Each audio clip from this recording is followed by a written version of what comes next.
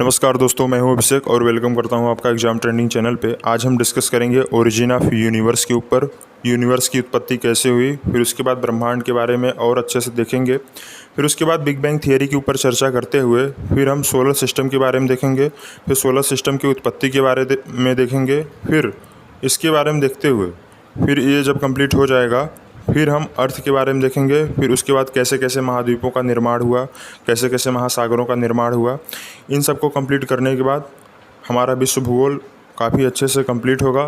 फिर ये सब कंप्लीट करने के बाद हम इंडिया के ऊपर चर्चा करेंगे। तो दोस्तों चलिए हम शुरू करते हैं। अगर आप इस चैनल पे नए हैं तो पहले चैनल को सब्सक्राइब कर लीजिए, क्योंकि मैं इस चैनल पे काफ़ी अच्छे अच्छे टॉपिक को लेके आता रहता हूं, जो कि एग्ज़ाम के पॉइंट ऑफ व्यू से काफ़ी महत्वपूर्ण माना जाता है। चाहे वो कोई भी एग्ज़ाम हो, छोटे से एग्ज़ाम को लेके बड़े एग्ज़ाम तक काफ़ी महत्वपूर्ण माना जाता है। तो दोस्तों अगर हम ओरिजिन ऑफ यूनिवर्स की बात करें तो ब्रह्मांड की उत्पत्ति, अगर जैसा कि आप देख पा रहे हैं, इसमें सबसे पहले सबसे महत्वपूर्ण थियरियाँ हैं, जो कि इसके लिए सबसे प्रमुख जो थियरी मानी जाती है वह बिग बैंग थियरी को माना जाता है।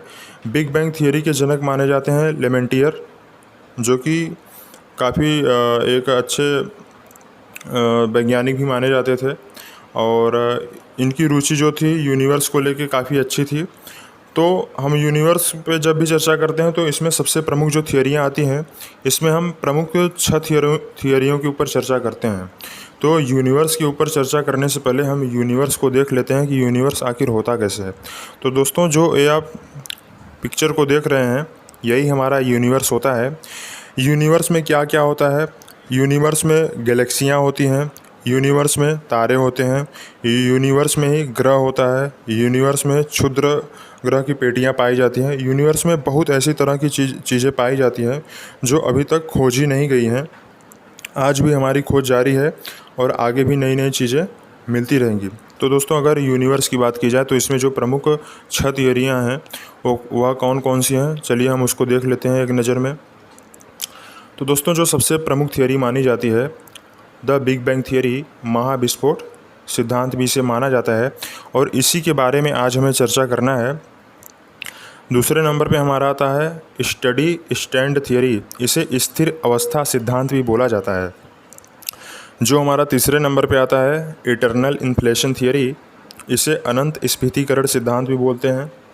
चौथे नंबर पे हमारा आता है ऑस्किलेटिंग यूनिवर्स साइक्लिक थियरी, इसे हिंदी में दोलन ब्रह्मांडीय सिद्धांत चक्रीय भी बोला जाता है। अगर 5वें नंबर की बात की जाए तो ऑस्किलेटिंग यूनिवर्स ब्रेन थियरी जिसे बोला जाता है, इसे हिंदी में दोलन ब्रह्मांडीय सिद्धांत झिल्ली थियरी के नाम से जाना जाता है।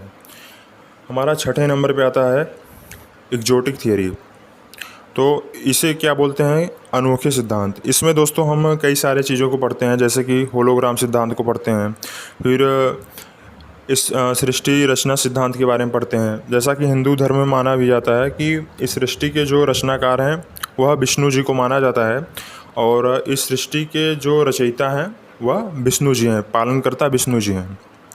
फिर उसके बाद इसमें ही अनोखे सिद्धांत में तीसरे नंबर पे आता है हमारा अनुकरण सिद्धांत, सिमुलेटेनेशन। तो इसमें जो हमें पढ़ना है वह बिग बैंग थियरी के ऊपर चर्चा करना है, जो कि काफ़ी महत्वपूर्ण माना जाता है और इन 5 थियरियों के ऊपर हमें चर्चा नहीं करनी है। तो अगर बिग बैंग थियरी की बात की जाए दोस्तों, तो इसके जो जनक माने जाते हैं वह लेमेंटियर माने जाते हैं।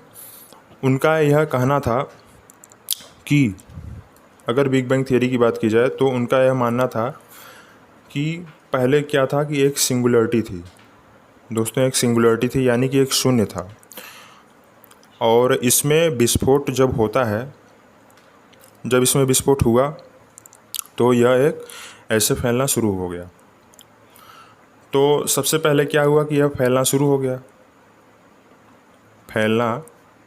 गया। फिर दोस्तों इसमें क्या हुआ कि इसमें प्रोटॉन बनने लगा। क्या बना? इसमें प्रोटॉन बनने की प्रक्रिया शुरू हो जाती है। फिर उसके बाद क्या होता है? नाभिकीय संलयन, यानी कि न्यूक्लियर फिजन स्टार्ट हो जाता है। फिर नाभिकीय संलयन चलता रहता है। फिर यह 3 मिनट बाद क्या होता है? यह नाभिकीय संलयन जो है समाप्त हो जाता है।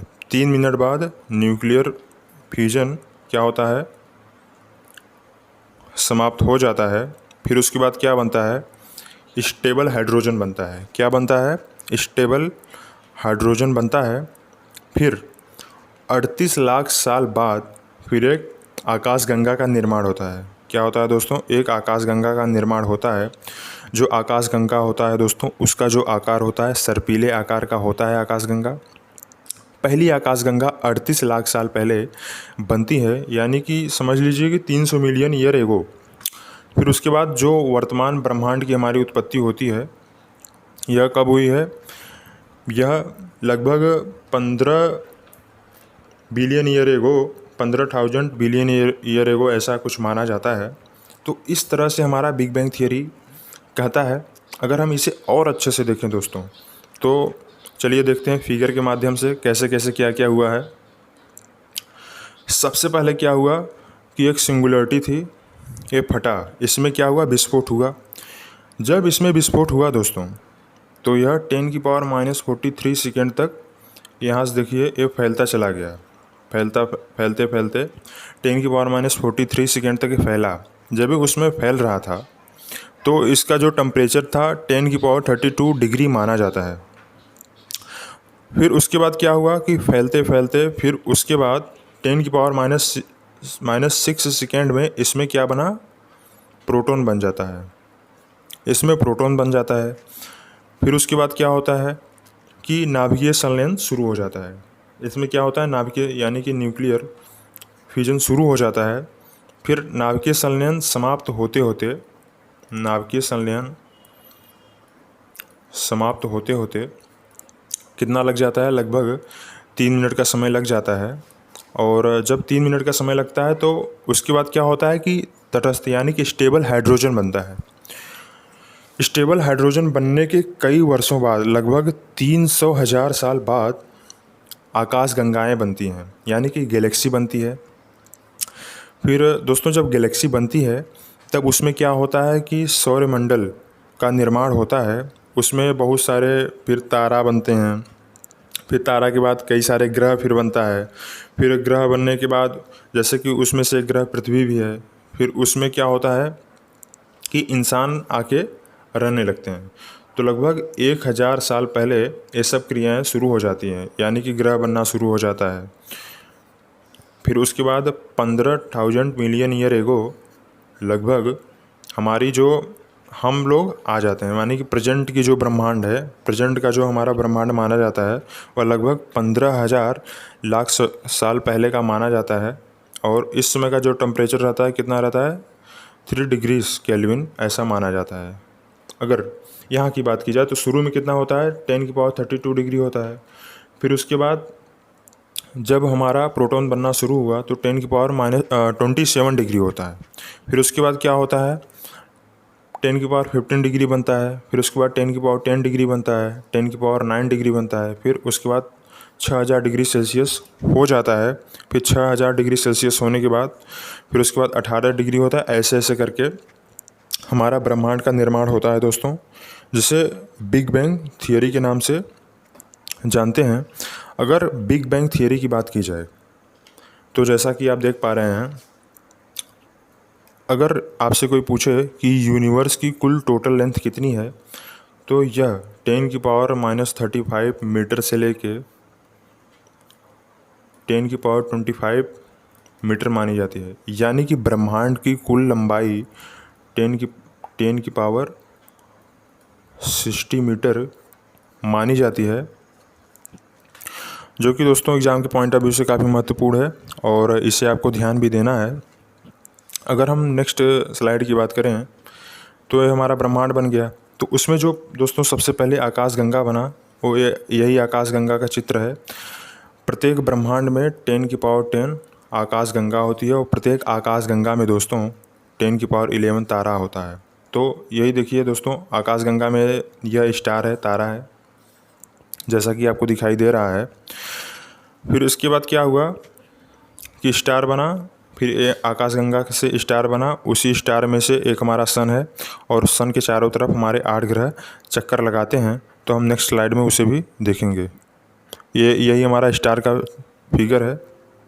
जैसा कि हम देख रहे हैं दोस्तों, ये हमारा स्टार का फिगर है, स्टार का चित्र है। हम देख रहे हैं कि जो ब्रह्मांड में बहुत सारे स्टार दिखाई दे रहे हैं। देखिए ये सब स्टार ही हैं। अगर दोस्तों स्टार की बात की जाए, जैसा कि हम प्रीवियस स्लाइड में देख चुके हैं कि जो हमारा ये गैलेक्सी है, ये क्या है, एक सर्पीले आकार का दिखाई दे रहा है आपको। और ऐसे ही ब्रह्मांड में इनफाइनाइट गैलेक्सी मानी जाती है, लेकिन हम मान लेते हैं कि हमारे ब्रह्मांड में 10⁻10 गैलेक्सी है। और जो हमारे गैलेक्सी का नाम है जिस पे हम रहते हैं वो कितना है, मिल्की वे। मिल्की वे यानी कि इसे मंदाकिनी भी बोला जाता है, इसे दुग्ध मेघला भी बोला जाता है। तो दोस्तों एक गैलेक्सी में 10⁻11 स्टार माना जाता है। और जो हमारी गैलेक्सी है मंदाकिनी, उसमें भी 10⁻11 तारा है। और हमारे मंदाकिनी के जो पास वाली गैलेक्सी मानी जाती है उस गैलेक्सी को एंड्रोमेडा बोलते हैं। यानी कि मंदाकिनी के जो सबसे नज़दीक गैलेक्सी होती है उसे एंड्रोमेडा बोला जाता है। और हमारे गैलेक्सी में 10⁻11 तारा है, जिसमें से एक तारा क्या है दोस्तों, सन को भी माना जाता है। सन भी दोस्तों चक्कर लगाता है अपने गैलेक्सी का। सन जो है अपने गैलेक्सी का 22.5 से 25 करोड़ वर्ष में एक चक्कर पूरा कर लेता है। तो इसलिए सन जो है अपने गैलेक्सी का चक्कर लगाता है। और जो जितने भी ग्रह होते हैं वह सूर्य का चक्कर लगाते हैं। और जितने भी उपग्रह यानी कि सैटेलाइट हैं, जैसे कि चंद्रमा है, हमारे पृथ्वी का चक्कर लगाता है। तो पृथ्वी क्या है, एक ग्रह है। और जो चंद्रमा है हमारा उपग्रह माना जाता है। तो दोस्तों ये तो हमारा हो गया गैलेक्सी के ऊपर चर्चा। अगर हम नेक्स्ट स्लाइड की बात करें तो ओरिजिन ऑफ सोलर सिस्टम, जैसा कि आप देख रहे हैं कि हमारे सौरमंडल की उत्पत्ति कैसे होती है, तो इसके लिए भी दोस्तों 3 प्रमुख थियरियाँ मानी जाती हैं। Gaseous hypothesis theory of can't and Laplace, यानी कि कांट व लाप्लास की निहारिका गैस आण्विक बादल सिद्धांत को माना जाता है। यह दोस्तों कांट व लाप्लास की जो थियरी मानी जाती है यह बहुत ही महत्वपूर्ण थियरी है और एग्जाम के पॉइंट ऑफ व्यू से बहुत ही महत्वपूर्ण माना जाता है। फिर उसके बाद आता है दूसरे नंबर पे theory of Chamberlain and molten. और फिर तीसरे नंबर पे आता है हमारा रसेल बाइनरी सेट थियरी। तो दोस्तों इसमें हमें तीनों नहीं पढ़ना है, केवल इसमें एक थियरी को पढ़ना है, gaseous hypothesis theory of can't and Laplace, यानी कांट एंड लाप्लास के थियरी को पढ़ना है हमें। अगर इस थियरी की बात की जाए दोस्तों, तो जब हमारा ब्रह्मांड बन रहा था, यानी कि जब सिंगुलरिटी फटा, तो उस समय कैसे माने कि सब फिगर हुआ करता था, ऐसे हमारा सोलर सिस्टम ऐसे बटा हुआ था। फिर उसमें क्या हुआ कि ग्रेविटेशनल फोर्स लगना शुरू हुआ, अंदर की तरफ ग्रेविटेशनल फोर्स इस तरह से ऐसे क्या हुआ कि लगना शुरू हो गया। जब ग्रेविटेशनल फोर्स लगना शुरू हुआ तो क्या होता है कि एक डिस्क धीरे धीरे एक डिस्क का आकार ले लेता है और इस तरह से एंटी क्लॉकवाइज रोटेशन करने लगता है। तो फिर क्या होता है दोस्तों कि बीच में एक क्या होता है कि धीरे धीरे एक प्रोटो स्टार बनने लगता है और उसके चारों तरफ क्या होता है कि ग्रह, क्षुद्र ग्रह ऐसे ऐसे करके ये सब बनने लगता है। फिर एक समय आता है, ये क्या हो जाता है, सन हो जाता है और फिर इसके चारों तरफ ग्रह बन जाता है दोस्तों। तो यही gaseous hypothesis can't and Laplace बताता है। अगर प्रोटो स्टार की बात करें तो जो प्रोटो स्टार होता है इसे बनने में 10 लाख वर्ष का समय लगता है। इसे बनने में 10 लाख वर्ष का समय लगता है। अगर पूरे ब्रह्मांड की बात की जाए, अगर पूरे ब्रह्मांड की नहीं पूरे सौरमंडल की बात की जाए, यानी कि सोलर सिस्टम की बात की जाए दोस्तों, तो पूरे सोलर सिस्टम को बनने में 10 करोड़ वर्ष का पूरा समय लग गया है। और ऐसा माना जाता है कि पूरा ब्रह्मांड बनने में 10 करोड़ वर्ष का समय लगता है और प्रोटो स्टार बनने में 10 लाख वर्ष का समय लगा है। अगर हम इसे कुछ चित्र के माध्यम से देखें और समझने की कोशिश करें तो इस प्रकार से हमें यह दिखाई देता है। सबसे पहले क्या हुआ, यह फटा और यह क्या था कि यह सब धूल के कण थे और आपस में जैसे कि आप देख पा रहे हैं इस प्रकार से था दोस्तों। तो यह देखिए स्पिन कर रहा था यहाँ पे, इस प्रकार से ऐसे ऐसे घूम रहा था। तो जब यह स्पिन कर रहा था यानी कि इसमें ग्रेविटेशनल फोर्स अंदर की तरफ लग रहा था। तो घूमते घूमते घूमते घूमते देखिए यहाँ पे एक प्रोटोस्टार का निर्माण हो रहा है और इसकी तरफ जो जितने भी धूलकण हैं वह धीरे धीरे धीरे धीरे बनते चले जा रहे हैं, ऐसा लाप्लास और कांट का मानना था।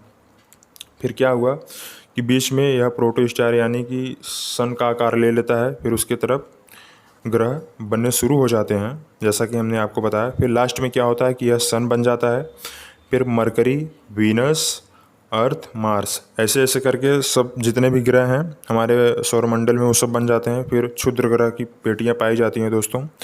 फिर जब क्षुद्र ग्रह की पेटियां बन जाती हैं फिर इसके बाद क्या होता है, फिर बृहस्पति बनता है, फिर शनि बनता है, फिर अरुण बनता है, फिर वरुण बनता है। अगर दोस्तों सोलर सिस्टम की बात की जाए तो सोलर सिस्टम में जो हमारा सन है वह क्या होता है कि गैलेक्सी का चक्कर लगाता है। वह मिल्की वे यानी कि आकाशगंगा का चक्कर लगाता है। कितने वर्षों में लगा लेता है? 22.5 से 25 करोड़ वर्ष में पूरा गैलेक्सी का चक्कर लगा लेता है। और जितने भी हमारे 8 ग्रह हैं वह सब सन का चक्कर लगाते हैं। तो शुरू में जो दूसरा ग्रह है यानी कि जो शुक्र और लास्ट में जो यूरेनस है, यह पूरब से पश्चिम की तरफ चक्कर लगाता है और जितने भी और बाकी 6 ग्रह हैं यह पश्चिम से पूरब की तरह चक्कर लगाते हैं। दोस्तों जो शुक्र ग्रह है इसे मॉर्निंग और इवनिंग स्टार भी बोला जाता है।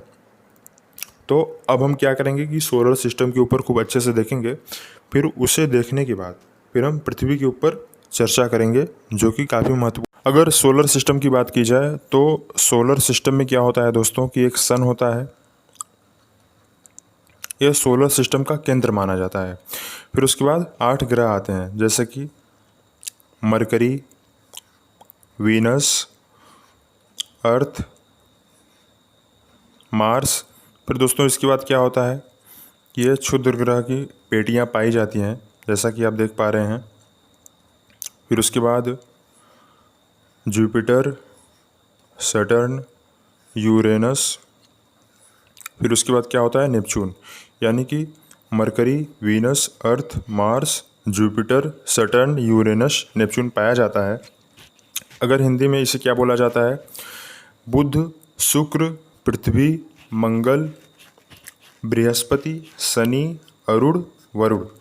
दोस्तों जो सन होता है यह सौरमंडल का केंद्र माना जाता है। अगर इन चारों ग्रहों की बात की जाए तो इसे आंतरिक ग्रह भी माना जाता है, आंतरिक ग्रह कहा जाता है। और ये क्या होता है, इसे बाहरी ग्रह बोला जाता है, इसे गैसियस प्लैनेट भी बोला जाता है।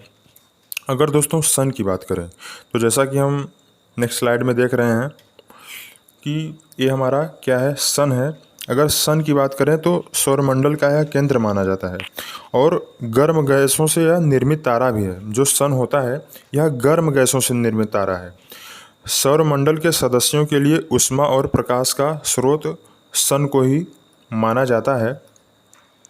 इसकी सतह की तापमान यानी कि इसकी जो सरफेस टेम्परेचर होती है यह 6000 डिग्री सेल्सियस मानी जाती है और यह इसकी दूरी जो है पृथ्वी से 15 करोड़ किलोमीटर की दूरी इसे मानी जाती है। अगर सूर्य का जो प्रकाश होता है पृथ्वी तक पहुंचने में दोस्तों 8 मिनट 16 सेकंड, कहीं कहीं 18 सेकंड भी दिया होता है और कहीं कहीं 20 सेकंड भी दिया होता है। यह तीनों सही माना जाता है। कहीं कहीं 500 सेकंड भी आता है। यह हर एग्ज़ाम में कहीं कहीं अलग अलग ऐसे आ जाता है ऑप्शन में। तो ये आपको तीनों याद करना है, 8 मिनट 16 सेकंड, 18 सेकंड और 20 सेकंड, और कहीं कहीं 500 सेकंड भी देता है। तो दोस्तों ये हो गई हमारी सन की बात। तो ये जो हमारी है क्या है, मरकरी है। अगर दोस्तों मरकरी की बात की जाए तो यह क्या है कि 88 दिनों में सूर्य का चक्कर लगा लेती है, सूर्य का चक्कर लगा लेती है। और इसका जो मैक्सिमम टेम्परेचर माना जाता है 560 डिग्री सेल्सियस इसके सतह का टेम्परेचर माना जाता है। इसमें दोस्तों मैग्नेटिक फील्ड यानी कि मरकरी में मैग्नेटिक फील्ड सबसे ज़्यादा पाई जाती है। और इसका जो है कोई भी सैटेलाइट, कोई भी उपग्रह नहीं होता है। अगर दोस्तों ये सब जितने भी ग्रह आपको दिखाई दे रहे हैं, मरकरी, वीनस, अर्थ और मार्स, ये सब क्या होते हैं, आंतरिक ग्रह इसे माना जाता है। और जुपिटर यानी कि बृहस्पति, सैटर्न, शनि, यूरेनस और नेपच्यून जो होते हैं इसे बाहरी ग्रह यानी कि गैसियस प्लैनेट भी बोला जाता है। जो आप बीच में देख पा रहे हैं इसे एस्ट्रॉयड भी बोला जाता है, यानी कि क्षुद्र ग्रह की पेटियाँ। ये क्या होता है, धूल कण होता है और इन्हीं गैसों, इन्हीं जो ग्रह होते हैं, इन्हीं ग्रहों के ये सब टुकड़े माने जाते हैं। ये बड़े बड़े पत्थर होते हैं और धूल के कण होते हैं, इसमें कई सारी चीज़ होती हैं। तो जैसा कि हम मरकरी के बारे में देख चुके हैं, और ये जितने भी ग्रह हैं ये सब पश्चिम से पूर्व की तरफ चक्कर लगाते हैं। तो इसीलिए जैसे कि क्या होता है अर्थ में पूर्व की तरफ सूर्य उगता है और पश्चिम की तरफ सूर्यास्त होता है। लेकिन दोस्तों जो शुरू में जो दूसरा प्लैनेट है यानी कि वीनस, और लास्ट का जो दूसरा प्लैनेट है यूरेनस, ये दोस्तों पूरब से पश्चिम चक्कर लगाता है और बाकी ग्रह पश्चिम से पूरब चक्कर को लगाता है। ये आपको ध्यान में रखना है। तो पहले ग्रह की बात हम लोगों ने कर ली। अब दूसरे ग्रह की अगर बात करें तो जो शुक्र होता है दोस्तों यानी कि वीनस, यह 225 दिनों में अपना चक्कर सन का लगाता है। अगर इसकी सर्वोच्च बिंदु की बात की जाए तो दोस्तों वीनस का जो सर्वोच्च बिंदु माना जाता है यह मैक्सवेल माना जाता है। अगर पठार की बात की जाए तो वीनस का जो पठार है इसमें चौरस का पठार और लक्ष्मी का पठार माना जाता है।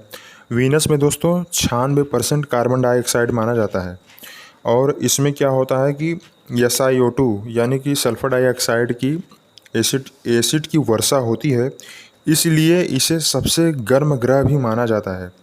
इसे वीनस को ही सांझ का तारा माना जाता है, भोर का तारा भी माना जाता है। सबसे चमकीला ग्रह हमारा वीनस ही होता है और यह पूरब से पश्चिम की तरफ चक्कर लगाता है।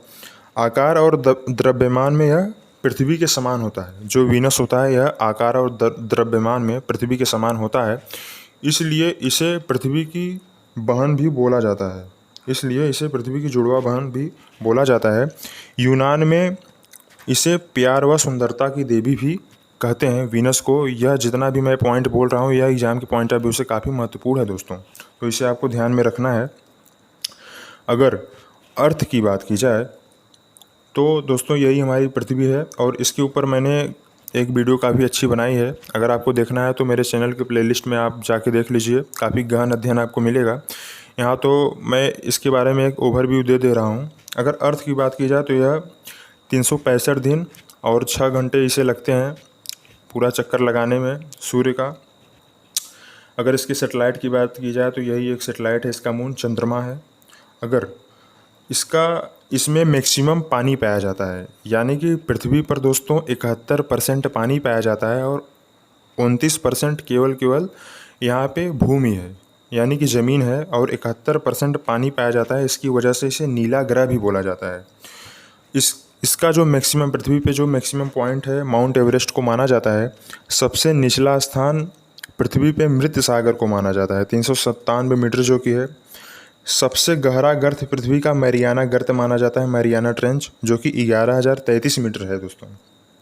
कितना है? 11,033 मीटर माना जाता है। और सबसे गर्म स्थान लीबिया का मृत घाटी दोस्तों USA में है, मृत घाटी, डेड सी मृत घाटी, और लीबिया का अल अजीजिया माना जाता है। और पृथ्वी पे सबसे ठंडा स्थान ओस्टाक स्टेशन को माना जाता है। फिर उसके बाद हमारा आता है चौथे नंबर पे हमारा क्या है, मार्स है, जो कि 687 दिन में एक चक्कर सूर्य का लगा लेता है।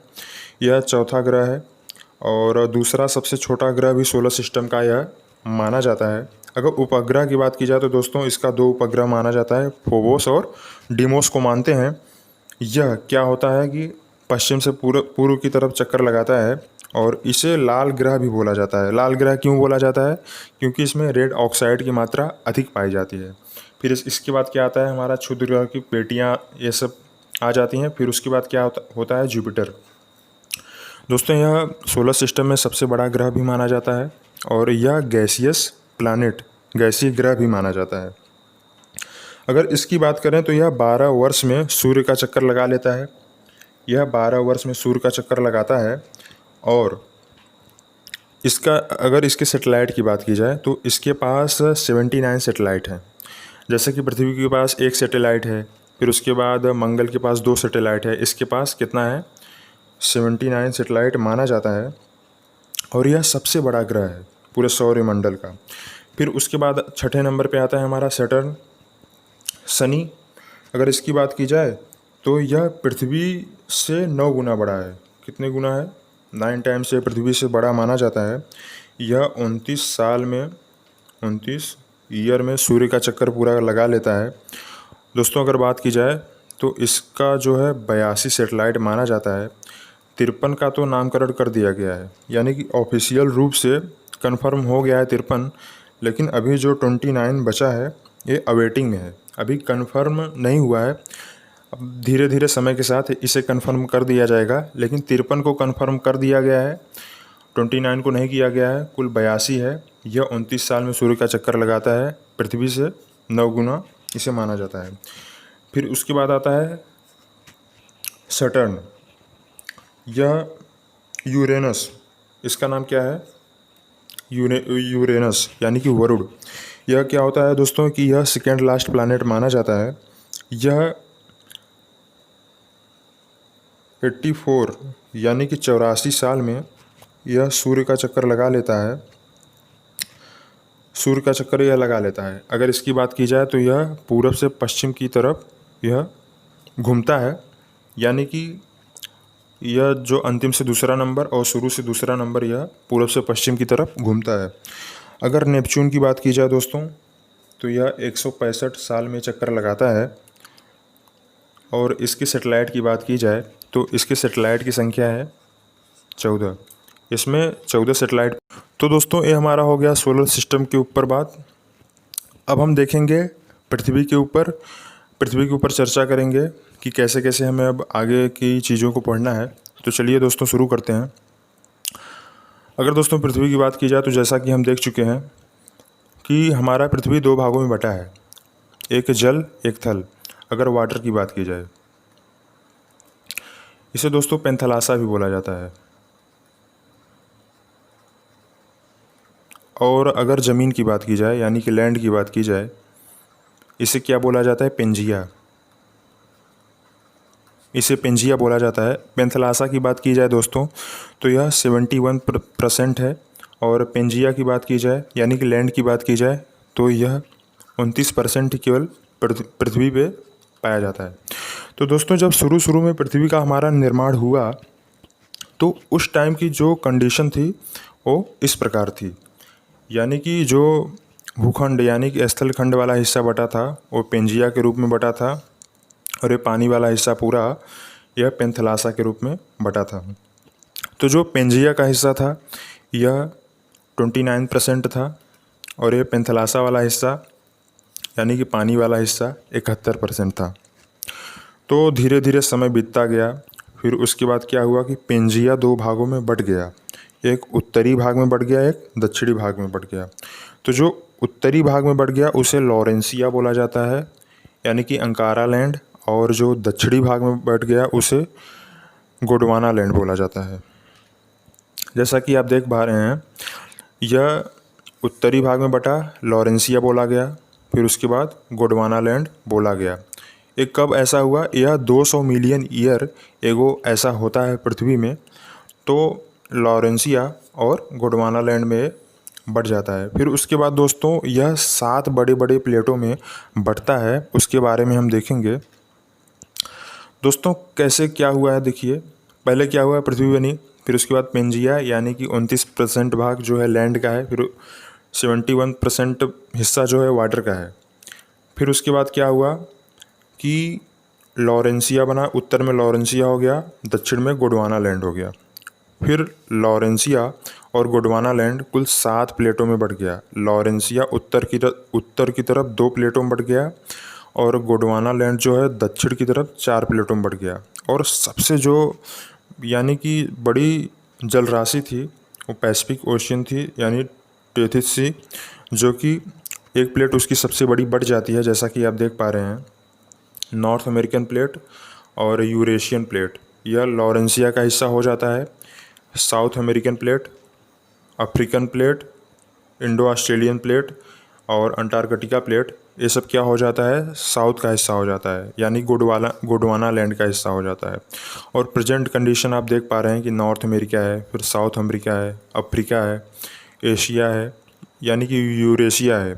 एशिया यूरोप दोनों साथ में है। यह अंटार्कटिका महाद्वीप है। फिर उसके बाद ऑस्ट्रेलिया है। यह 7 महाद्वीप हैं। अगर डिवीज़न की बात की जाए तो कैसे कैसे हुआ है, चलिए देखते हैं। डिवीज़न ऑफ पेंजिया है, यानी कि जो ज़मीन वाला हिस्सा है दोस्तों, यानी 29% वाला जो हिस्सा है, यह 2 भागों में बढ़ जाता है। अंकारा लैंड, लॉरेंसिया, यानी कि उत्तर वाला हिस्सा। दूसरे नंबर पे है गोंडवाना लैंड। जो लॉरेंसिया है दोस्तों, यह यूरेशियन प्लेट में बढ़ जाता है, और जो फिर उसके बाद नॉर्थ अमेरिकन प्लेट में बढ़ जाता है। और जो गोंडवाना लैंड है, यह 4 हिस्सों में बढ़ जाता है। 7 प्लेट बड़े बड़े प्लेटों में हो जाता है, डिवाइड हो जाता है। South American plate, African plate, Indo Australian plate, Antarctica plate. फिर उसके बाद जो 7वां प्लेट हमारा होता है पैसिफिक ओशन प्लेट।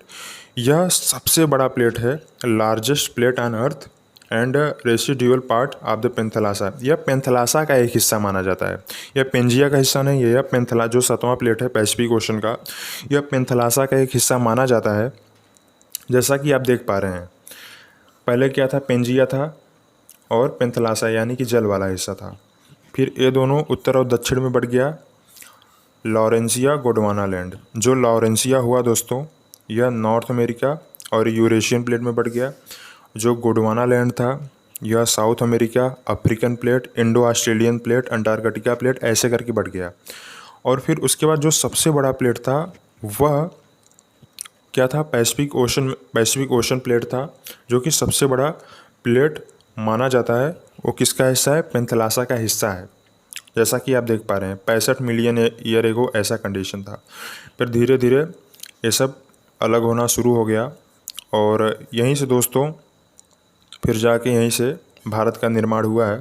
फिर भारत जाके देखिए, यहाँ से अफ्रीका से यहाँ से निकला, फिर यहाँ से जाके लग जाता है। फिर जब यहाँ से जाके टकराया तो हिमालय का निर्माण हुआ, और आज भी हिमालय जो है बढ़ता चला जा रहा है। प्रेजेंट कंडीशन क्या है, नॉर्थ अमेरिका प्लेट है, साउथ अमेरिका प्लेट है, फिर उसके बाद अफ्रीका है, एशिया यानी कि यूरेशिया, इसमें एशिया भी है, आपका यूरोप भी है, फिर उसके बाद ऑस्ट्रेलिया है, अंटार्कटिका है। यह प्रेजेंट कंडीशन ऐसा है दोस्तों। इसी तरह से हम लोगों को पढ़ना है। हम लोगों को एक एक पॉइंट की क्लियरिटी होनी चाहिए, और जो भी पढ़िए उसे मैप से एकदम कनेक्ट करके पढ़िए। अगर आप मैप से पढ़ेंगे तो यह चीज़ें आपके दिमाग में काफ़ी लंबे समय तक रहेंगी। आपको कोई भी चीज़ रटने की ज़रूरत नहीं पड़ेगी, जैसा कि मैंने आपको बताया। फिर अगर उसके बाद चर्चा की जाए तो जो हमारा प्रेजेंट कंडीशन है दोस्तों, यह 7 महाद्वीपों में विभाजित हो गया है। जैसा कि आप देख पा रहे हैं, यह क्या है, नॉर्थ अमेरिका। नॉर्थ अमेरिका में जो सबसे प्रमुख देश, 3 प्रमुख देश माने जाते हैं। एक है कनाडा, दूसरा है यूनाइटेड स्टेट्स ऑफ अमेरिका, फिर तीसरे नंबर पे आता है हमारा मेक्सिको। और ये जो अलास्का वाला हिस्सा है, यह पहले किसका हुआ करता था, रसिया का हुआ करता था। फिर रसिया ने इसे यूनाइटेड स्टेट्स को बेच दिया था, इसलिए अब ये यूनाइटेड स्टेट्स का हिस्सा है। फिर उसके बाद दोस्तों आता है साउथ अमेरिका। साउथ अमेरिका में जो प्रमुख देश माने जाते हैं उसमें सबसे प्रमुख है ब्राज़ील, फिर अर्जेंटीना आता है दोस्तों। हम एक एक महाद्वीप के ऊपर काफ़ी अच्छे से चर्चा करेंगे, और पूरा मैपिंग से मैं एकदम चर्चा कर दूंगा। और जो भी मैं चर्चा करूँगा आपको रटने की ज़रूरत नहीं पड़ेगी, वीडियो छोटी होगी और आपको सब कुछ एकदम याद हो जाएगा, और एकदम दिमाग में एकदम मैप एकदम बैठ जाएगा। आपको कभी भी रटने की ज़रूरत नहीं पड़ेगी। फिर जैसा कि नॉर्थ अमेरिका हो गया, साउथ अमेरिका हो गया, फिर उसके बाद यह है अफ्रीकन प्लेट। ये पूरा हिस्सा है यूरेशिया का, यानी कि एशिया प्लस यूरोप का। ये यह एशिया का हिस्सा है, और इधर क्या है, यूरोप। हम देखेंगे कि एशिया और यूरोप किस तरह से अलग होता है, एशिया और अफ्रीका किस तरह से अलग होता है, बीच में क्या क्या बॉर्डर बनाती हैं, यूरोप अफ्रीका किस तरह से अलग होता है दोस्तों। अगर एशिया यूरोप की बात की जाए तो यही हमारा बॉर्डर माना जाता है, यूराल पर्वत, कैस्पियन सागर, रेड सी से होते हुए यही बॉर्डर बनाती है यूरोप और एशिया की। यह पहले यूरेशिया बोला जाता था, लेकिन अब इसे यूरोप प्लस एशिया 2 भागों में डिवाइड करके देखा जाता है। और ये हमारा क्या है, ऑस्ट्रेलिया प्लेट माना जाता है। तो नॉर्थ अमेरिका हो गया, साउथ अमेरिका हो गया, अफ्रीका हो गया, यूरोप, एशिया हो गया और ऑस्ट्रेलिया हो गया। अगर दोस्तों महाद्वीपों की बात की जाए तो सबसे बड़ा जो महाद्वीप माना जाता है एशिया महाद्वीप माना जाता है।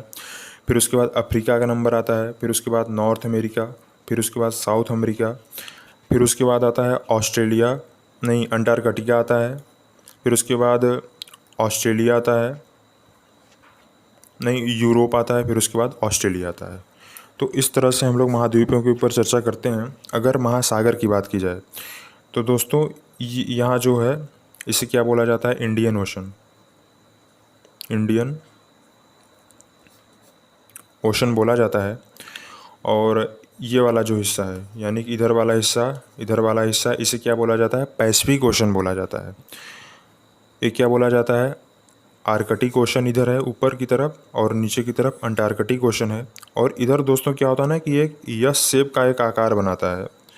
तो जो यह यस शेप का एक आकार बनाता है इसे अटलांटिक ओशन बोला जाता है। यानी कि हमारे पूरे ग्लोब में 7 महाद्वीप और 5 बड़े महासागर को माना जाता है। इन्हीं के बारे में चर्चा होती है पूरी। और सबसे पहले मैं क्या करूँगा कि एशिया के ऊपर चर्चा करूँगा काफ़ी डिटेल से। उसमें हर एक पॉइंट पे मैपिंग की जाएगी। फिर उसके बाद नॉर्थ अमेरिका, साउथ अमेरिका आएगा, फिर अफ्रीका आएगा। फिर हर एक महाद्वीप के ऊपर चर्चा करते हुए पूरा एकदम अच्छे से इसे क्लियर कराया जाएगा। जब ये सब पूरा क्लियर हो जाएगा तब हम लोग इंडिया के ऊपर चर्चा करेंगे और इंडिया के ऊपर काफ़ी अच्छे से पढ़ेंगे, इसके फिजिकल ज्योग्राफी के ऊपर। फिर उसके बाद इकोनॉमिक ज्योग्राफी के ऊपर देखेंगे, फिर उद्योगिक भूगोल के ऊपर देखेंगे। हर एक पॉइंट के ऊपर अच्छे से चर्चा करेंगे। और जो भी पॉइंट फिर दोस्तों हम विश्व ज्योग्राफी ख़त्म करने के बाद, विश्व भूगोल ख़त्म करने के बाद फिर इंडियन भूगोल के ऊपर खूब अच्छे से चर्चा कर लेंगे। फिर इंडियन मैप के ऊपर खूब अच्छे से चर्चा करेंगे। जैसा कि दोस्तों आप लोग भी जानते होंगे कि भारत का कुल 9 राज्य जो ऐसा है जो समुद्री सीमा बनाता है। अगर यहाँ से शुरू किया जाए तो यह है गुजरात, पहला है गुजरात। फिर उसके बाद क्या आता है दोस्तों, फिर इसके बाद आता है महाराष्ट्र, महाराष्ट्र आता है। फिर उसके बाद दोस्तों यहाँ पे क्या आ जाता है, गोवा। फिर गोवा के बाद दोस्तों क्या आता है, कर्नाटक, एक कर्नाटक लगता है। फिर उसके बाद क्या आता है, केरल आता है। फिर यहाँ से लेके यहाँ तक तमिलनाडु आ जाता है, तमिलनाडु से लगता है। फिर तमिलनाडु के बाद फिर आंध्रा से बॉर्डर लगता है। फिर आंध्रा के बाद दोस्तों उड़ीसा आता है। फिर उड़ीसा के बाद वेस्ट बंगाल से बॉर्डर लगता है। इस तरह से हम खूब अच्छे से इंडिया के ऊपर चर्चा करेंगे। तब तक के लिए दोस्तों मेरी जो नेक्स्ट वीडियो आएगी वह एशिया महाद्वीप के ऊपर आएगी। और एशिया महाद्वीप के ऊपर हम लोग काफ़ी अच्छे से चर्चा करेंगे, उसमें मैपिंग के ऊपर काफ़ी अच्छे से चर्चा होगी। तो आज का वीडियो दोस्तों यहीं पे समाप्त होता है। अगर आपको वीडियो अच्छा लगता है तो दोस्तों वीडियो को ज़रूर से ज़रूर लाइक करिएगा, शेयर करिएगा, सब्सक्राइब भी करिएगा और अपने दोस्तों को ज़्यादा से ज़्यादा बताइएगा। क्योंकि जो भी मैं आप यहाँ पे पढ़ा रहा हूँ आप लोग के लिए ही कर रहा हूँ। और इतना सब कुछ मेहनत दोस्तों केवल और केवल आप लोग के लिए है। और सब कुछ जो है ये सब कुछ फ्री में है, इसका कोई भी कॉस्ट नहीं लग रहा है। तो दोस्तों थैंक यू दोस्तों, जय हिंद।